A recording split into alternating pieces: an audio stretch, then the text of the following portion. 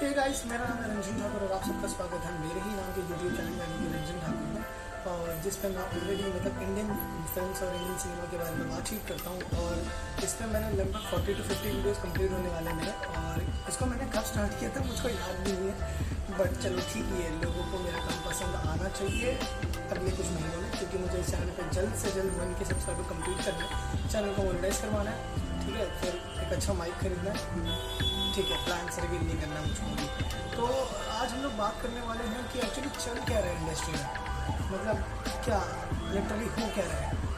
ये इतना बड़ा बूम आया तो आया कैसे यार, और इतना एग्जैक्ट कैसे आ गया। मतलब किसी ने सोचा नहीं था कि बॉलीवुड एक दिन इतना कोलैप्स कर जाएगा ऐसे इतने बुरी हालत में।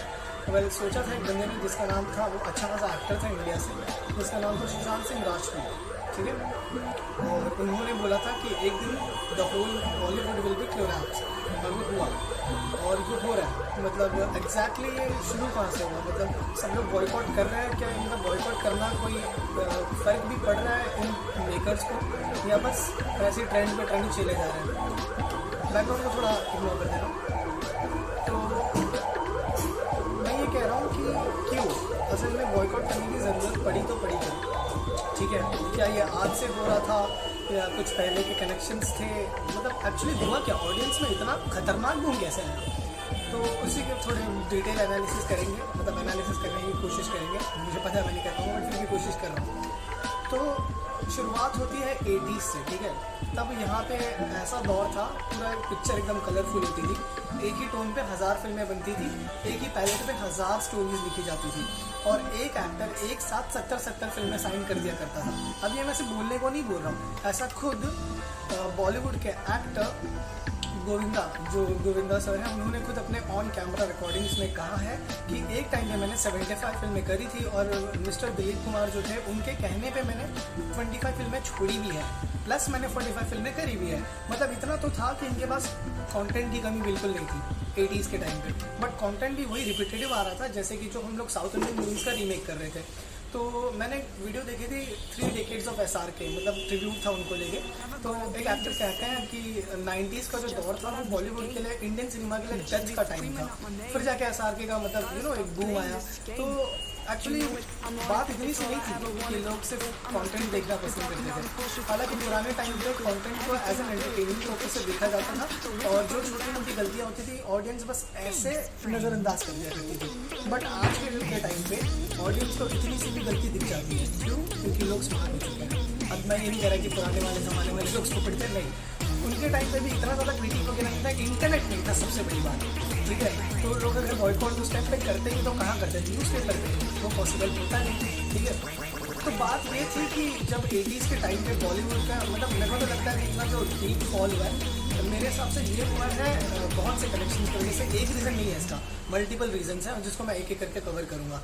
तो बढ़ते हैं हमारे पहले रीज़न पे, जो कि है कनेक्शंस विद अंडरवर्ल्ड।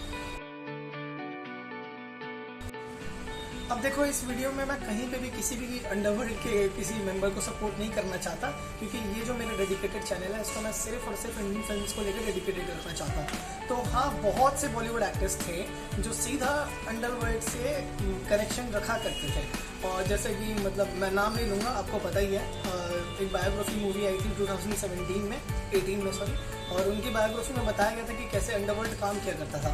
और एक हिसाब से जो टेररिस्ट होते हैं, जो अंडरवर्ल्ड वाले जो लोग होते हैं ना, उनका ब्लैक मनी बॉलीवुड में आके वाइट हो जाता था, और उनका कच्चा चिट्टा किसी के पास नहीं होता था। इसी वजह से बॉलीवुड के कुछ actors highest paid of the year actor के नाम पे घोषित कर दिए जाते थे कि इन्होंने इतना पैसा लिया इस फिल्म के लिए। ऐसा होता था बॉलीवुड में, और इवन आज भी होता है, बट आज पता नहीं कितने कनेक्शंस हैं। मेरे हिसाब से आज तो बहुत ज़्यादा कम हो गया है आजकल के टाइम पे, जब से ये बूम आया, जब से ये इंटरनेट का एरा है तब से। बट पुराने टाइम पे भाई ऑनलाइन ना, इंटरनेट पे फोटोज़ अवेलेबल, आप देख सकते हो कौन सा गैंगस्टर और कौन सा बॉलीवुड एक्टर है, देख के खुद समझ जाओगे आप लोग। तो हाँ, गैंगस्टर्स के साथ इनका अंडरवर्ल्ड के साथ सीधा लेना देना था। तो अंडरवर्ल्ड वाले फिल्मों को प्रमोट किया करते थे, और उनको बहुत सारे पैसे देते थे प्रोड्यूसिंग के लिए। अब जब फिल्म अच्छा खासा बॉक्स ऑफिस कलेक्शन करके देती थी, तो उसमें से 1 करोड़ to 2 or 3 करोड़, अगर फिल्म का बजट 5 to 7 करोड़ है, तो उसमें से 4 to 5 करोड़ सीधा अंडरवर्ल्ड के पास जाते थे। तो ये एक कनेक्शन था जो लोगों को बाद में पता चला, और लोगों ने फिर फिल्मों का बॉयकॉट करना शुरू किया। ठीक है, तो ये कहानी थी अंडरवर्ल्ड की जो आज भी चल रहा होगा। अब बहुत से आपने सुना होगा कि बॉलीवुड एक्टर्स कुछ ड्रग्स वगैरह कर रहे हैं, तो हाँ ये इंडस्ट्री में होता ज़रूर है, बट कोई खुल के बताता नहीं है इसको। ठीक है, तो ये था कि अंडरवर्ल्ड के साथ बहुत सालों से पहले से कनेक्शंस थे। अब बढ़ते हैं अपने दूसरे पॉइंट ऑफ व्यू पे, जो कि है एक्टिंग पे फोकस ना करते हुए बाकी की सारी चीज़ों पे फोकस करना, मतलब इंडस्ट्रियल वर्क को छोड़ के बाकी सब कुछ।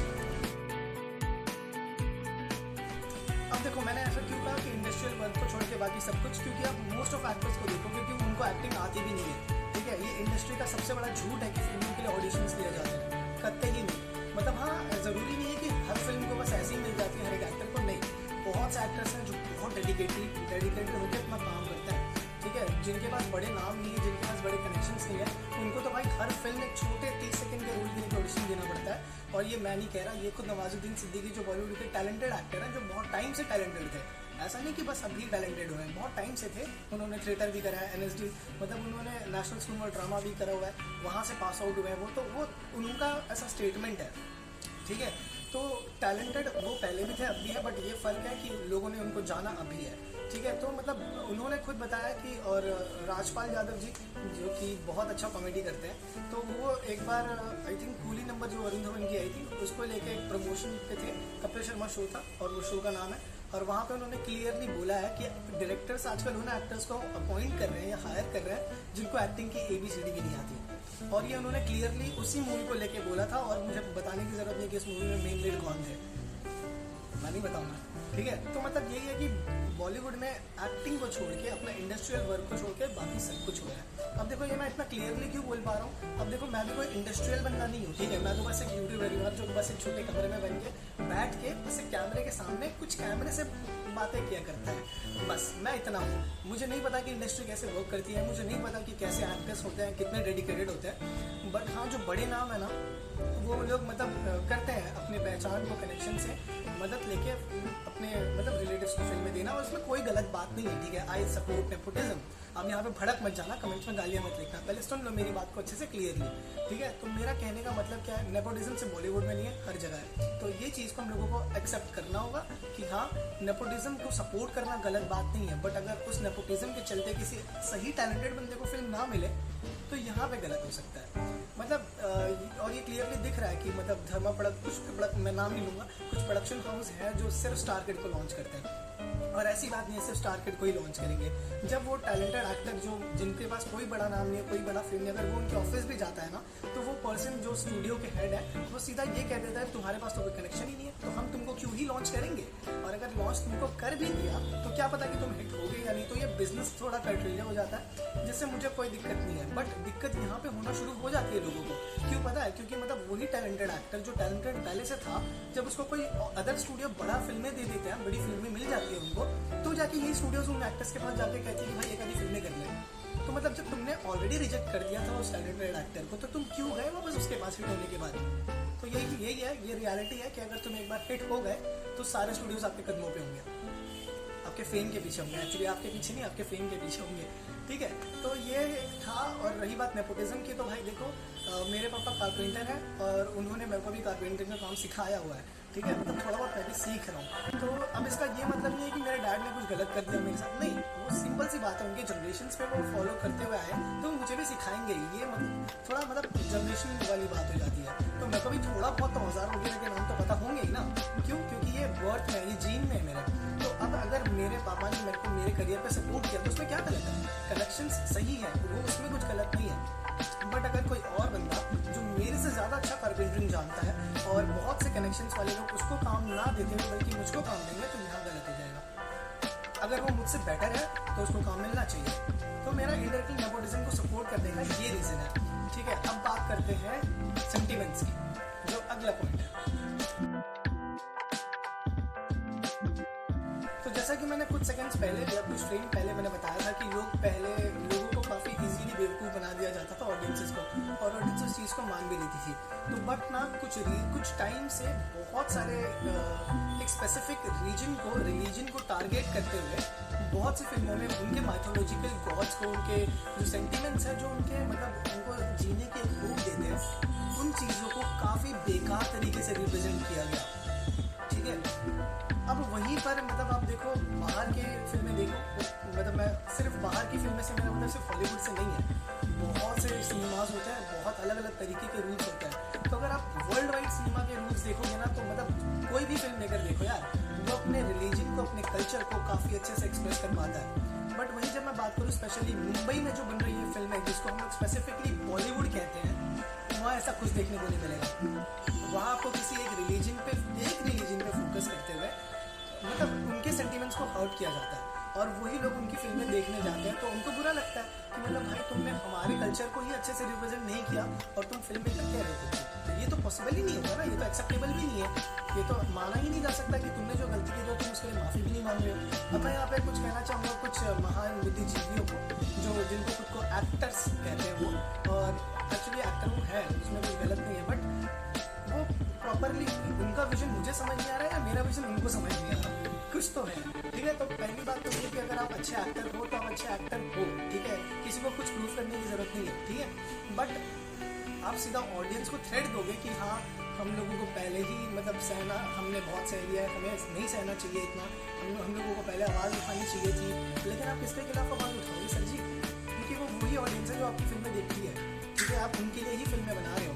एक हिसाब से मैं मतलब कहना नहीं चाहता बट कह रहा हूँ, एक हिसाब से ये है कि आपका जो ये फिल्म मेकिंग का जो बिजनेस है ना, उन्हीं ऑडियंस की वजह से चल रहा है। अब आप लोग कहोगे कि यार बहुत से एक्टर्स सिर्फ एक्टर्स नहीं होते, कुछ बिजनेसमैन भी होते हैं। तो मैं बता दूँ, अगर एक स्पेसिफिक एक्टर का नाम पता चल जाए ना कि अच्छा ये एक्टर है और ये बिजनेसमैन है और इसकी फिल्म अच्छी नहीं चल रही है, इसकी फिल्मों में कुछ गलत मैसेज जा रहा है किसी स्पेसिफिक कल्चर को लेकर या कुछ स्पेसिफिक लोगों को जो सेंटिमेंट्स को हर्ट कर रहा है, तो भाई एक्टर की फिल्में छोड़ो, एक्टर का बिजनेस भी बंद हो जाएगा, ठीक है।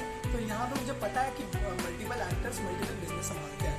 अब यहाँ पे बात हो रही सेंटिमेंट्स की, तो मैं तो यही सोल्यूशन दूंगा। प्रॉब्लम को डिस्कस कर लिया, अब सोल्यूशन भी डिस्कस कर लेते हैं। तो रही बात कनेक्शंस की, तो भाई मैं तो नहीं चाहूँगा कि अगर मैं कल कोई एक्टर बनूँ तो मेरे कनेक्शन सीधा अंडर से निकले, कहता ही नहीं। मैं एक अपने रिदम में रहना चाहूँगा, अपनी एक लिमिट होगी, मेरे रूल्स होंगे, ठीक है, अगर मैं एक्टर बनता हूँ तो कुछ डिसाइडेड नहीं।